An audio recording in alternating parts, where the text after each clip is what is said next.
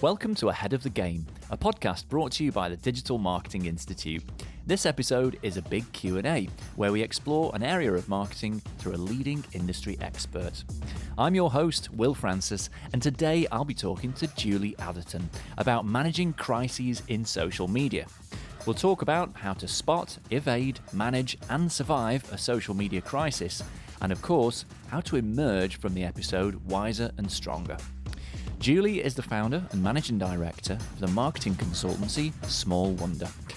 A business leader, author, public speaker, consultant and strategist, she has over 30 years experience gained working with global brands including Nissan, AXA, Deloitte, ASOS and many, many more. Her book, Social Media Strategy, A Practical Guide to Social Media Marketing and Customer Engagement, was published in 2019 and is widely used by marketing professionals and as a core text in universities in the UK and the US. Julie, welcome back to the podcast. It's great to see you again. Good to see you again, Will, as well. Thank you for having me. Oh, it's a pleasure. It's a real pleasure because what we're going to talk about today is kind of one of the really important pillars of social media and social media strategy, because ultimately any company that publishes content on a social channel is at risk in some way of having a crisis of some sort. So I suppose first off, what I'd like to know is, let's just sort of define the terms. Like, what kind of situations are we talking about here when we talk about a social media crisis? Like, does a misspelled tweet count, or is it just the big stuff like major scandals? Yeah, I think that's a really, really good question to start off with, actually, because I think there is there can be quite a lot of misconception about what we actually mean by a social media crisis. And actually, a social media crisis might not even start on social media. Might not be anything to do with the fact that a brand is on social, that a crisis manifests itself on social media. It's actually any kind of crisis, any kind of situation where an organisation loses control of the narrative, it loses control of the situation and is no longer managing that conversation around their brand or participating in a positive way about their brand with the public. So actually something might have happened that doesn't happen on social media. It might be somebody going into a restaurant and having a really terrible meal and making a complaint about that. And then but because they do that on social media, it then starts to become a social media crisis if it isn't handled correctly. So, very often, a social media crisis will originate somewhere else. And it might be, a disaster, like an airline disaster. It might be, a rogue comment made by, a CEO of a business at a meeting or something that's, completely separate from what's going on social. But once it hits social media and starts to be talked about and we're losing control of that narrative, then we're in danger of being in an actual crisis. Yeah. I understand that. I mean, don't know if you saw the news today, but Amazon created a new app logo for their app, and people pointed out that it looked a bit like Hitler's face, and they quietly changed it. But by the time they'd done that, it was already all over social media. The fact that they'd subtly changed it actually was all over social media as well, and they'd kind of lost control of that narrative and not really taken part in it. Yeah, and it's interesting. That's interesting, that example, because there's an old example, a much older example a few years ago with JCPenney in the US, and they launched a new kettle. And when they launched that kettle, people said it looked like Hitler's face. But they actually, the photograph, the way it was photographed looked like Hitler's face. And what they did, that they were very, very open about how they handled it. So rather than saying, we've made a bit of a mistake, let's just try and pretend we haven't, in the way that maybe Amazon have done, they were really upfront about it. They had a single way of responding. They wrote something about, we're really sorry that, we're really they were sort of kind of amused but conciliatory in this response. And they had exactly the same response that went every time anyone tweeted about it, mentioned it anywhere, on any channel, they came back with exactly the same response. And on obviously, then made change to the way that they photographed that product. Yeah, so, okay, so if one of the defining factors is that the conversation is out of your control, I mean, but isn't that the case with social media? Isn't that part of a brand entering social media in the first place, is letting go of total control over your brand and the messaging around it? So yes, I think that's a good point to make. So when we enter social media as an organisation, we are giving up some of that control to our fans, our followers, the wider public who might engage with us. But we do it in a way, if we're in control of our marketing strategy, in control of our social media strategy, in control of our PR, we do it in a way which means that we are participating in a narrative with those individuals that is generally positive about our brand. So we've got truths that we need to tell, we've got things that we want to share, and people are engaging with us in good faith and in a positive way. They may have small complaints about things. So, maybe, if we're a utility company, people are constantly complaining about their utility company or their rail company or, all of these things. They're standard fare for these kind of industries, for people to be making complaints. And there will always be complaints about what goes on in our organisations because, people don't always have a great experience. But if we can control the narrative, if we can respond to that in a way that's acceptable to people, and we keep it as a low-level problem management rather than crisis where everyone's piling in, it's hitting the broader news media, people are starting to bring in wider examples and ask people to share it. So, something like the Neverspoons, #Neverspoons example, where I even created an app to say, try and find a pub to go to that isn't a Spoons, after, the CEO of Wetherspoons at the beginning of the first lockdown crisis implied that perhaps the people wouldn't be getting their wages because the furlough money might not come through quickly enough, and actually did backtrack later and say they definitely would. But once that video that he created had gone viral, once everyone had started to think that, maybe he wasn't treating his staff well enough, the whole narrative exploded, and the Neverspoons app, and the Neverspoons hashtag became a really, trending on social media. And they've got no control of that. And that everyone's talking about how terrible they are as an organisation rather than things that might be good about it.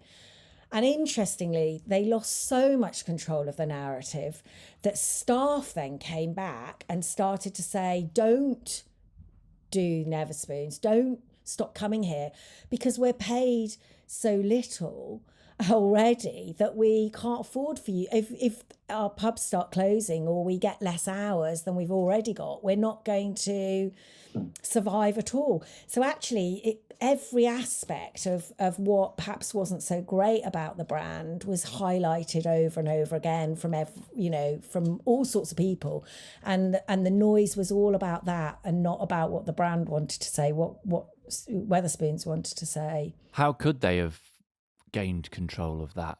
So I think it's a challenge, isn't it? When you've got a very vocal CEO with very strong opinions and somebody who perhaps isn't maybe a bit culturally naive. So in a way, as a brand, they've been in trouble several other times. They were in trouble over the similar way over Brexit, when there was quite a lot of press about them suggesting that staff were being forced to make pro-Brexit comments in social.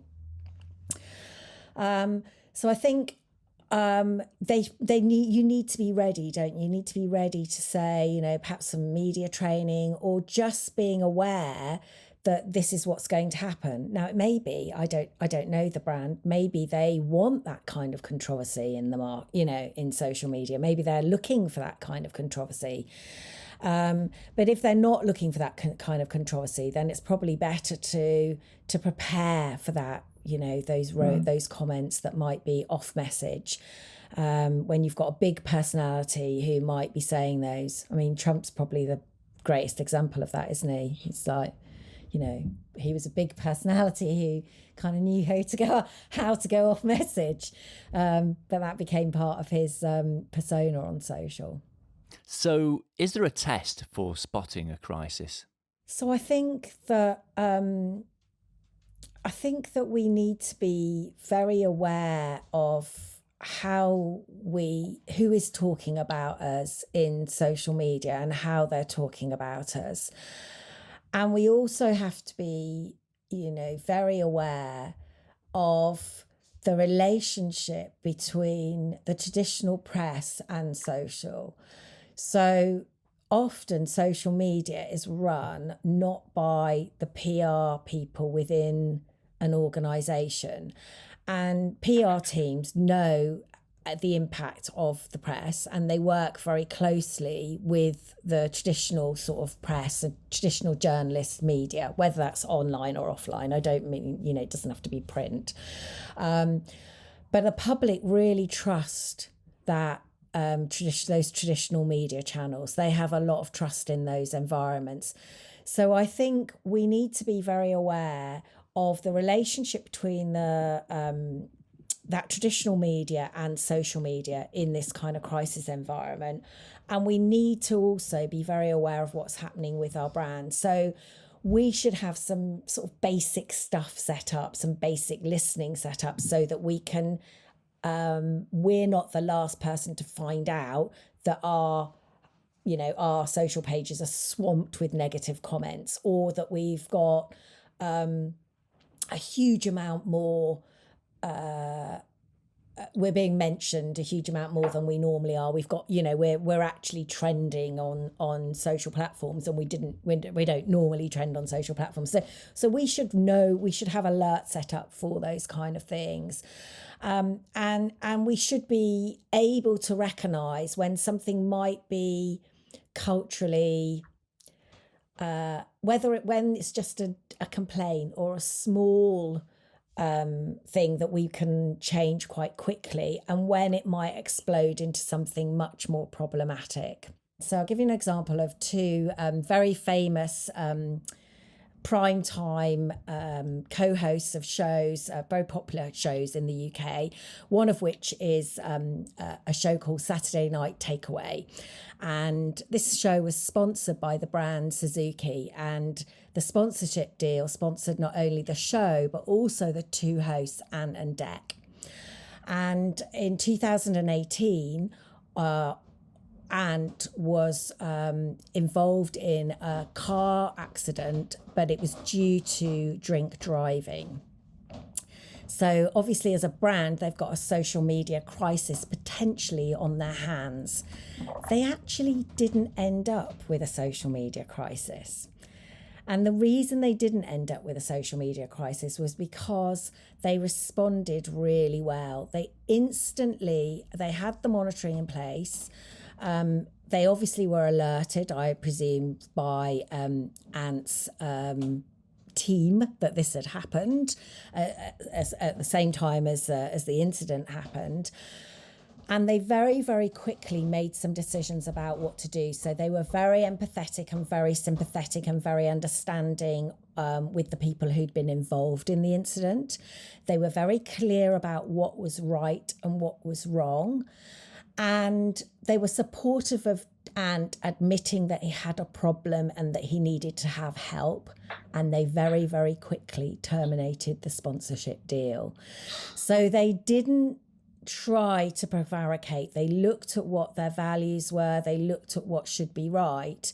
And then they responded immediately to do that. So if they hadn't noticed that what people were saying and the feeling that was out there in social media, part sympathy for him, but part outrage that he was drink driving, if they hadn't responded quickly, if they hadn't been empathetic to both him with his problem and also the people who were involved in the car accident, then they could have been in a really serious situation. But what they did was they thought very carefully, how do we protect our brand, what we stand for, and also show compassion and empathy and humanity in this situation very publicly, and so I think we have to be able to spot these things by really being alert to what's going on, what's out there.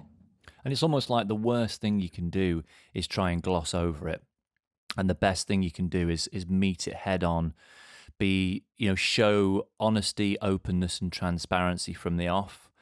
And so I suppose it feels like there's a bit of a kind of first response kind of process, almost like I suppose that spotting of a crisis is followed by a sort of triage phase. What steps does that consist of? So I think this is really interesting, this idea of a triage that as you describe it. And I think also, it comes down to what most things in life do, in most things in business do and life, when we're trying to respond to something where we have lots of uncertainties, where we might be well out of our comfort zone and where we can't do it alone. We need to do it with others. And it's all, I think, about leadership and how we think about that kind of process that we need to go through. So I was reading some work that was done by McKinsey over the lockdown period and looking at how organisations respond to crisis. So they weren't really looking at social media crises in particular, but they're talking about crisis in general and how organisations respond. And they've analysed how the best leaders have responded and how the best organisations have come through this pandemic that we've been through in the best possible way. And they've boiled it down to this 4 things. So they call it pause, assess, anticipate, act. And I think it's really, really a very good way of thinking about it. And we should all probably employ that, whether we're leading that triage or we're involved in that triage process. So first of all, don't just respond straight away. We need to think about what we believe this situation is. Is it just a difficult situation, or could it escalate into a full crisis? What are the signs that we're seeing there? Are we seeing, things going viral? Are we seeing, are we losing control of the narrative? Do we think somebody's hacked our account? All of these things that might tell us that it probably is going to go viral. Or have we got some sympathy, some consideration mixed in there with what people are thinking about us? So make that pause just so that you've got time to get the information and then assess that situation and then anticipate what might happen. What could be the worst scenario? What could be the best case scenario? And then what are we going to do to make sure that it goes as best as possible in that direction that we want it to do? And I think the Amazon example you gave at the beginning, don't think they've probably done, they maybe haven't anticipated what people are going to think if you try to gloss over it, if you don't announce what you've done, just to say, oops, really sorry about that. We've made a change because obviously we wouldn't want our logo to look like Hitler. But, that would have been fine. Everyone would probably thought that was slightly amusing. But to kind of do it shiftily, it gives fuel to that fire, doesn't it? But I suppose the unique thing about Amazon is they don't really need to care too much about things like that because they've become such a necessary part of our lives. We'll buy from them whatever, really.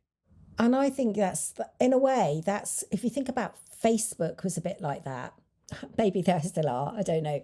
Yeah. But Facebook was very much like that. If you think at the time of the Cambridge Analytica scandal, And shortly after that, we had the US election, the last one, not the one we just had, but the 2016 US election, where we had this complete fake news kind of. I think people were looking at more fake news on Facebook than they were looking at real news on other channels. And Facebook responded to that in a way that was they didn't really respond. They took ages to respond. They gave the wrong numbers first on the Cambridge Analytica data incident.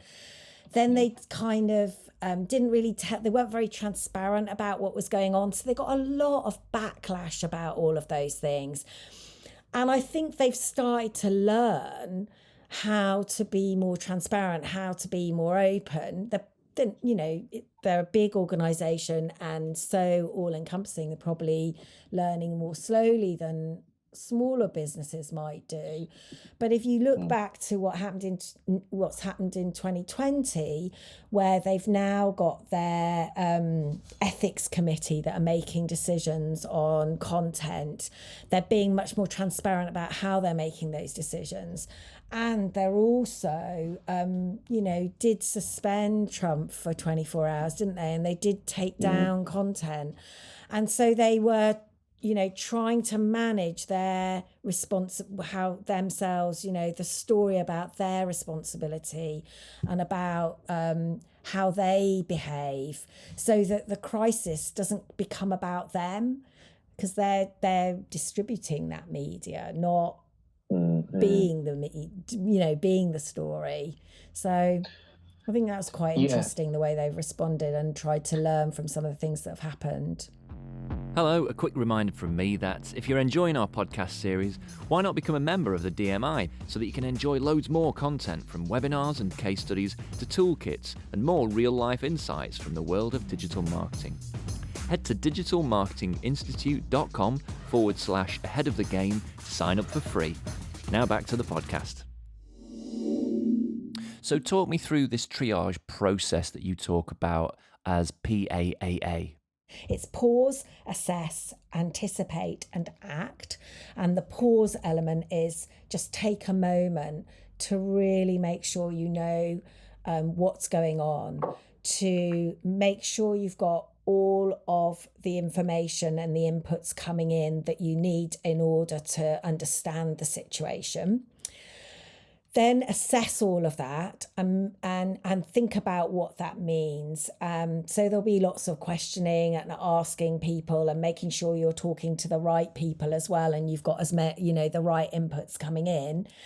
And then you need to anticipate what you think the outcome might be. So in terms of a social media crisis, do we think this is just a general problem that's quite easy for us to respond to and move on? Or do we think it could, could it get, suddenly kind of explode and be much worse? And, maybe just anticipate what those two outcomes could be, or two or three outcomes could be, and then make a decision and act. And crucially, acting is really important. We need to act in a timely way. Sometimes when we're in a crisis, we become paralyzed by indecision because we don't know what to do, but we need to do something.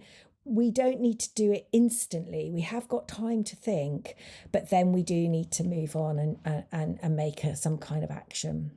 Yeah, that's actually a point I wanted to ask you about. How quickly do we need to respond? So I think we don't need to respond as quickly as perhaps people think with all of the information. We need to, if we respond too quickly, we might not have all of the information that we need, and we may actually, if we haven't done the proper assessment part of what I was talking about, we might tell people false information, and then when we come back and correct it, we seem to be out of control, or we seem to be making things up. That was the Cambridge Analytica example, really, wasn't it, with Facebook? Like, they came back and said there was a certain number of records that had been used, and then they ended up almost doubling that amount when they actually did find out all the information, and everyone starts to feel uncertain then. So you don't need to say what the number is straight away if you don't know what the number is. So I think you don't need to respond with the solution straight away, but you need to respond to say that you know what's going on. So a really good example would be Southwest Airlines, which had a really terrible incident in 2018 when a passenger was, after an explosion, a passenger was sucked out and actually died. And so what was happening on the plane were people were live streaming on Facebook the fact that they thought the end was nigh. They had people tweeting, sending messages. It was just going viral everywhere. All of this stuff was going viral. Obviously, the Southwest Airlines are trying to control the situation. They're trying to get the plane down. There's so many things that they're trying to do that are really, really important to save everybody else's lives. But the CEO immediately came out with a statement which was really empathetic, really sensitive to what was going on, and telling everybody that they were on it and they were sorting it. And then they kept being really super transparent all the way through. They actually just kept everyone up to date with what was going on. They were using their social listening tools, so they were being fed in real time everything that was happening. They immediately changed their banner on their website and on their Twitter page. So instead of it being all their bright colours for their logo, they had a grey sort of broken heart image. And so they were just really demonstrating. Oh, and they stopped all their commercial advertising and marketing activity. So they didn't talk about anything else apart from this. And it was all done in a very measured way.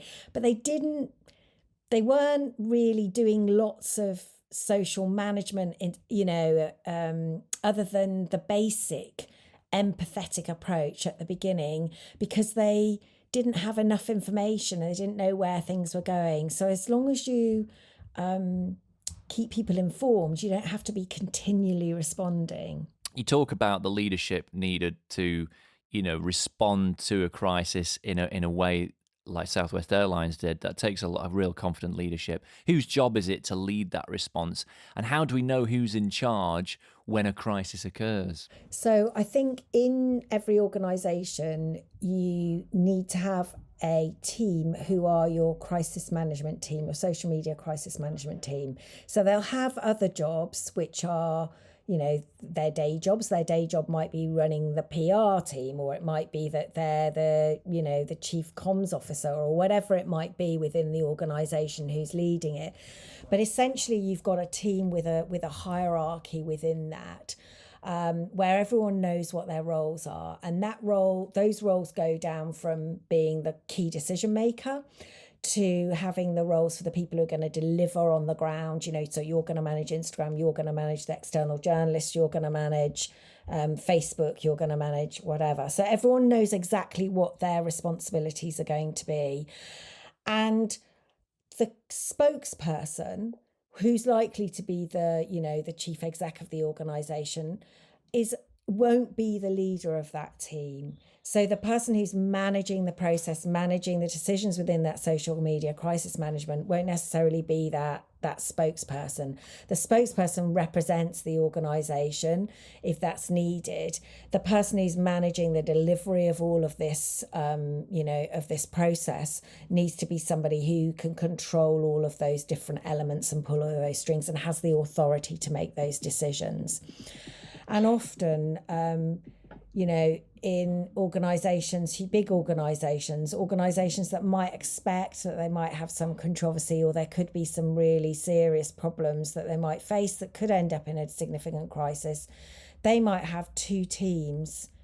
So two teams trained up to do that, so that if we have a crisis that goes on for a prolonged period, they're able to tag team between each other so that one team gets a rest while another team continues to deliver that process. And, in the same way the emergency services have handovers, they'll have practiced those handovers between those teams as well.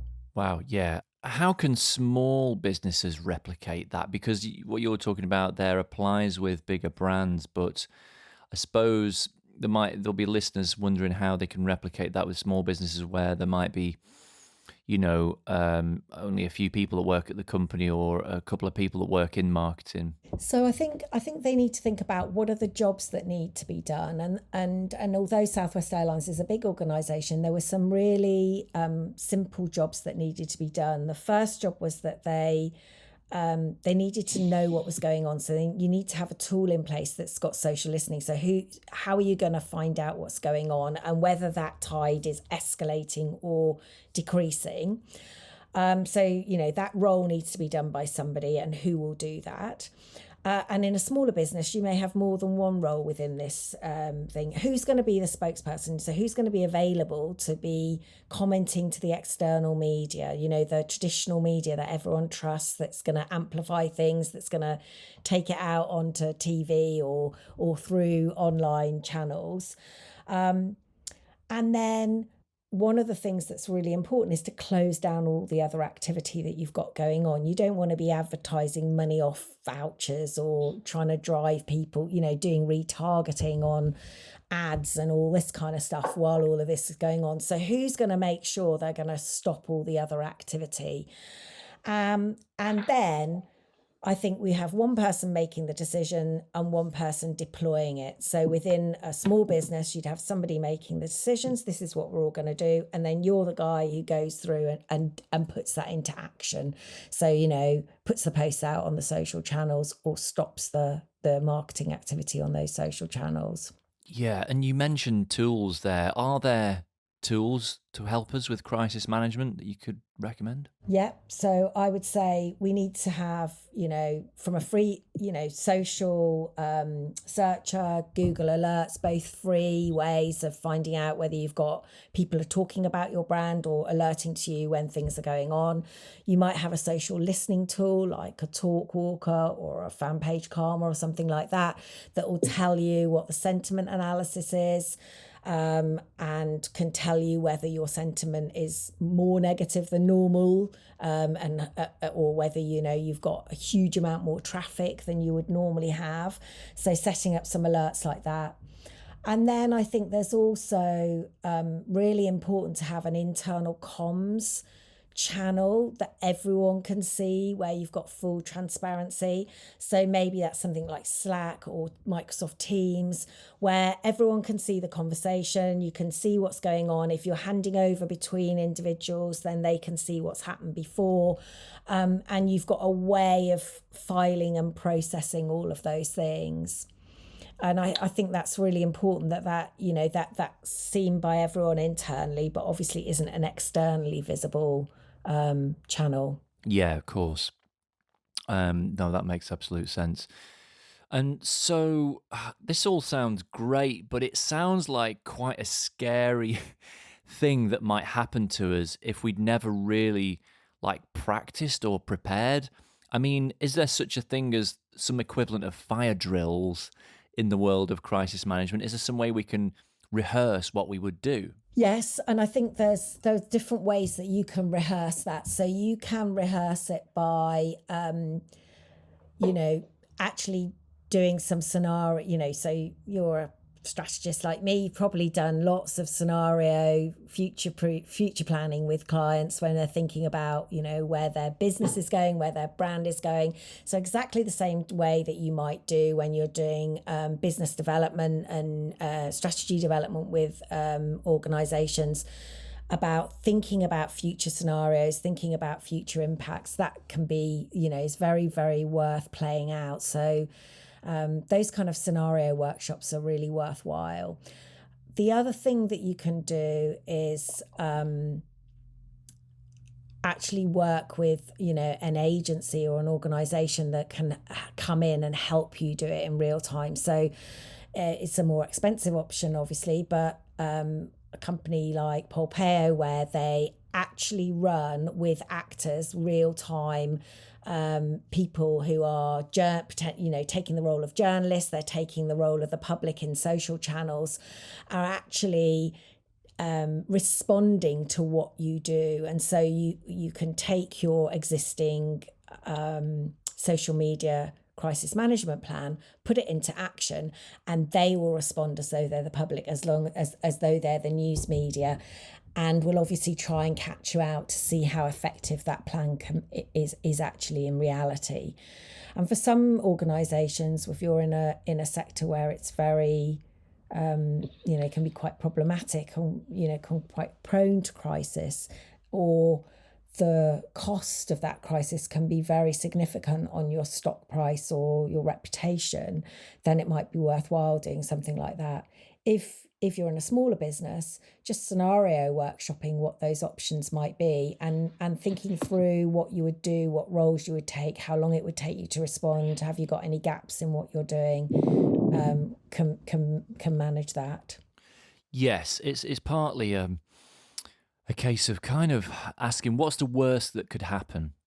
What would be the worst thing that could happen, to our customers as a result of our products? What's the worst thing that people could be saying about us in social media?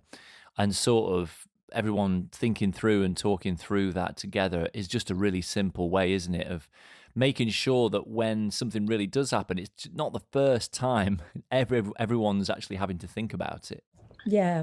And also going back to what you talked about, were asking me at the beginning, Will, how can we spot things that actually might end up being a real problem before we even get to that stage? So because we've actually run through scenarios and we've thought about them, we could think about what might happen. So I'm going back to that Dove example, really, I think what was most surprising about it was that it was Dove, when everyone thinks of Dove as a really great brand, very socially sensitive, culturally aware, all of those kind of things. And they did that ad that was on Facebook, which was about how their skincare product was great for every kind of skin tone and complexion and type of skin. But what they did was they had a girl who was washing, and then she turned into another girl who was black, and then turned into a girl who was white. And what happened was then somebody just screen grabbed what looked like a girl washing herself white and then put that out on Twitter. And of course, they got a huge backlash from that. But if somebody had sat there in that creative meeting and gone, maybe if you only saw part of this, if we think about how social media is used, how could this look? It's just asking ourselves some of these questions, which is so easy not to do when we're working on a really great creative idea, or we just don't think sometimes, or maybe we've not got enough diversity in our team, or enough questioning in our team to really challenge ourselves, to stop those things happening. Okay, so we've identified, our crisis, and we've acknowledged it, and we've started to triage it, and we're well rehearsed. We're all set up. We've got the tools and the right people and processes in place, I suppose. So, what is the plan? What does the management plan look like once we know we're actually in a crisis? So we'll have a team, a known team, a set of people that we know are going to deal with it. In a small business, it might be 2 people. But in a larger business, it will be many more. But we will have a set of people, and we will keep that number of people to the minimum. So we're picking them because of the skills they've got, and their ability to make a decision quickly. And they will all know what their roles are. So we'll get that team together. And then we will have a set of processes that we're going to go through. So some of the examples I gave earlier, we're going to make a public statement that probably won't say very much, but it will be empathetic and make people aware that we are doing something, and give us time to do that pausing, to do that reflection, and think about how we want to act. And we'll also be stopping everything else that we're doing. So, if we really believe we're in a crisis, we don't want to have anything else going on. And I think sometimes people can be reluctant to do that stage, just do that stopping straight away, because that's a hard decision to make. But if we've already triaged it and said it's a crisis, we need to stop that other stuff. We'll have our internal comms channel where everything will go through and immediately move into that. So we've got a process that we'll work through in that. And we'll know who's in charge. So there'll be one person who's making the decisions, and then everyone else will do what has been decided. This isn't a time for free-forming your kind of own ideas of how to interpret this. We're going to be very clear, it needs to be single-minded communication. A bit like that JCPenney example I gave you, whatever channel it was on, it was only a small incident, but it stopped from being a crisis because they all responded in a unified way. We need to call in our favours. So we'll have friends, we'll have influencers that we work with, perhaps we'll have journalists that we know well. And those relationships, now we won't be calling them in on a social media channel. There'll be a phone call to them, to say, oh, hi, this is happening, just want to make sure that you're aware and, please come through to me if you've got any questions. So we really open those means of communication that are offline from social media so that we can really communicate with them. And we'll know what we've got out there. So we what content, what have we got that we can use to help us respond to this? Do we need to create any more content? Do we need to create anything? And really, we don't need anything fancy. We just need basic, writing, but we need to be able to articulate what we want to say in a very clear way and consistent way. The other thing that we need to think about is what social channels we need to be on. So in a small organisation, we're probably likely to be on less social media channels, but the crisis might be happening on lots of different channels that we don't normally operate on. So that JCPenney example I gave you actually started on Reddit, which is quite it's not mainstream social that everyone's on. So, but it was somebody on Reddit who said it, the JCPenney kettle looked like Hitler. And that's where it originally started. So you need to be aware of where this conversation's going on, and you'll need to be responding on those channels, even if what you're doing on that channel is saying, go to our social media feed on Facebook or blah, blah, to find out what's happening, but you do need to be aware that you might need to operate in a place where you're not normally live. So I know lots of brands who don't use Facebook anymore. Smaller businesses don't use Facebook, might use Instagram, but they still need to maybe make sure that they've got some way of responding on the channel where the crisis is. And then think about what your tone of voice is. Sometimes we've got these cheeky brands that have got quite a quirky, funny, like to take the mick kind of tone of voice. That probably isn't going to be appropriate in this situation. So just think about how you're going to flex that tone of voice to be really empathetic.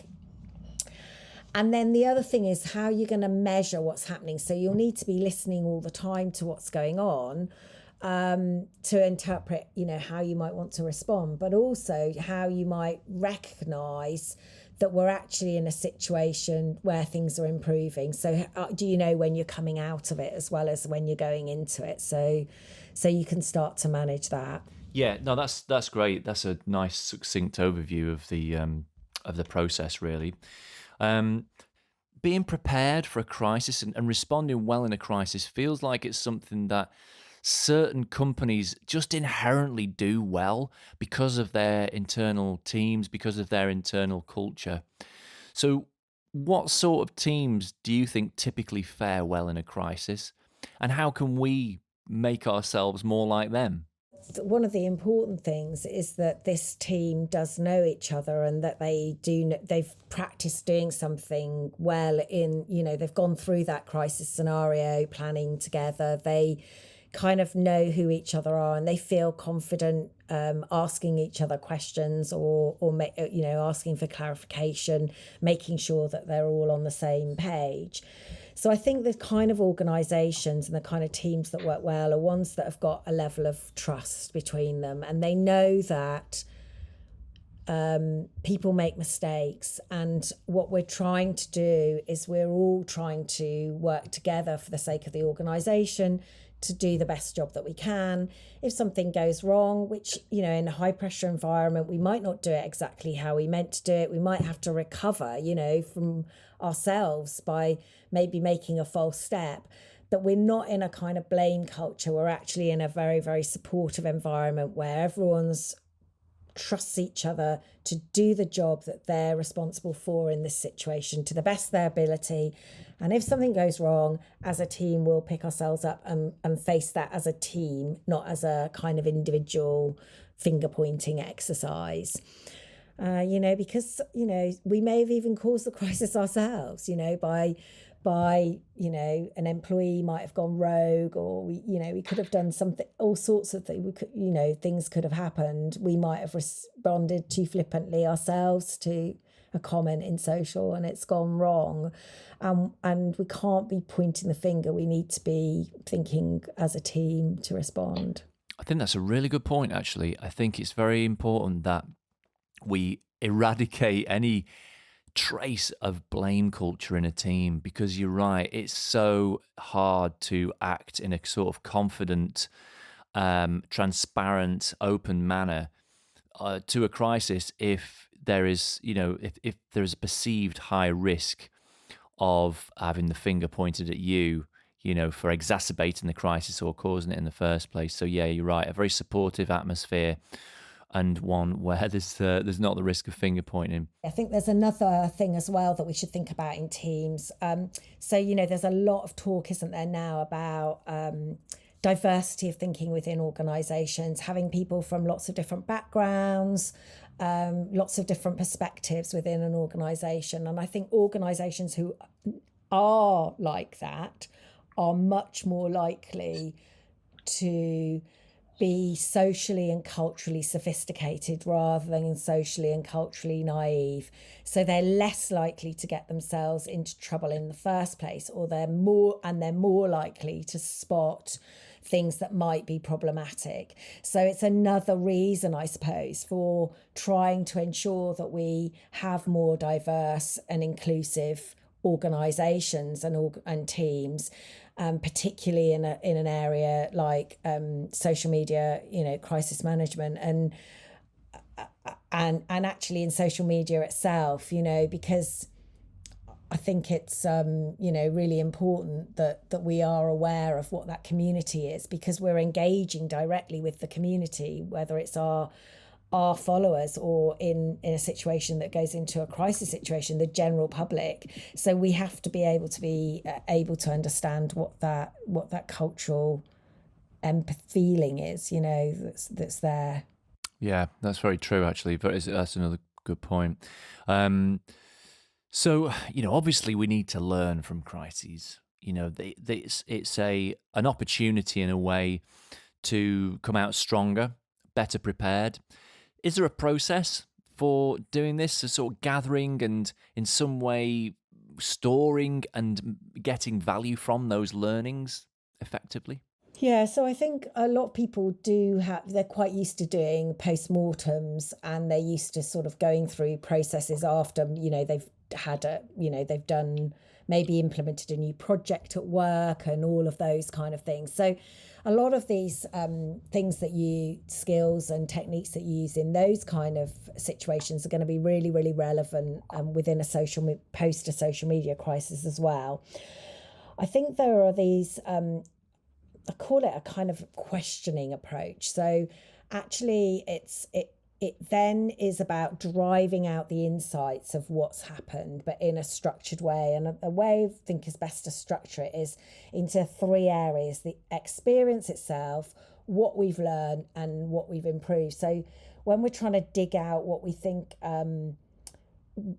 what happened in the experience. So what did the experience feel like? What did it feel like for your team to go through that crisis? What did it feel like as somebody working for that organisation? How do we think it felt for somebody who was a fan or a follower of our business, who really maybe has been disappointed in us, or it's changed their opinion of us? What did it feel like for them? Should we do a bit of research to find that out? Can we ask them, or can we try and think about what that might feel like? Do we think that their opinion of us has changed? And how do we feel about our own business? Do we feel more positive about our business or less positive about it? So getting down to what the experience of it has done to us and what it's done emotionally with us and our community is really, really important. And that's slightly different, I think, than the normal kind of post-mortem kind of activity that you might do in another sort of project. And then the next two stages are probably more similar to a normal post-mortem. So, what can we learn? And we want to learn what we can learn internally, but what do we learn from our community about ourselves? And what do you think our community learned about us? And what worked and what didn't work, all of those kind of things. And then what are we going to do that's better? What could we do that's better? Can we change anything? Can we tweak some of the things that we do? Can we change some of the things that we've been thinking about?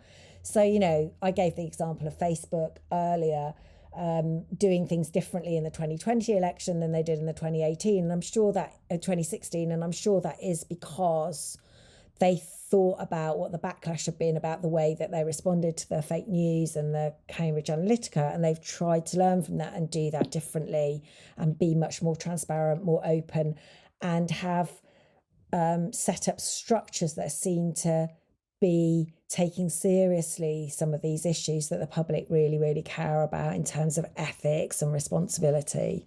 Absolutely. I mean, it's, in their own way, these crises are a way to keep companies on track and keep them in touch with what matters to their audiences. And in some ways, like in the Facebook example, they're a kind of necessary course correction, And the Southwest Airlines example I gave earlier, they're a relatively small player in the US. This crisis, somebody dying has never happened to them before. It was the most horrendous thing that could happen. And, obviously their stock price went down and all sorts of things happened immediately. But within a few months, they came back and were voted as the best airline in the US in a YouGov poll. Because actually they got a huge amount of publicity about themselves and about how they responded. And one of the things that they did, as well as the communication that they had and the clarity that they had on the communication and the empathy, they were also very generous. So they gave everyone, I think, who was on the flight $5,000. They gave them another $1,000 worth of credit to take flights with them in the future. And they took everyone home and made sure they were all okay afterwards. So they were kind of not just communicating that they cared, they were demonstrating that they cared. And I think we have to marry that action with what we say. It's not just a communication situation. It's also how do we act in that situation? That's a very good point. Yeah, you really do have to be your ethos and your values, not just communicate them. That's a good note to end on, I think. Thanks, Julie. That was great. That's really informative. I should remind our listeners as well, you've written an ebook all about crisis management, which is available to DMI members. And to access this and lots more invaluable resources, you can sign up for free at digitalmarketinginstitute.com/ahead of the game. Julie, where can people find you online? You can find me on Twitter at Julie Atherton SW, or on my website, small-wonder.co.uk. Thanks again, Julie. That's great. Thank you so much, and lovely to talk to you again, Will. Take care. If you enjoyed this episode, please leave us a review wherever you listen to your podcasts. Myself and all the team at the DMI would really, really appreciate that, and it would help us get the podcast to more people hoping to learn more about digital marketing. So thanks again for listening, take care, and I will see you soon.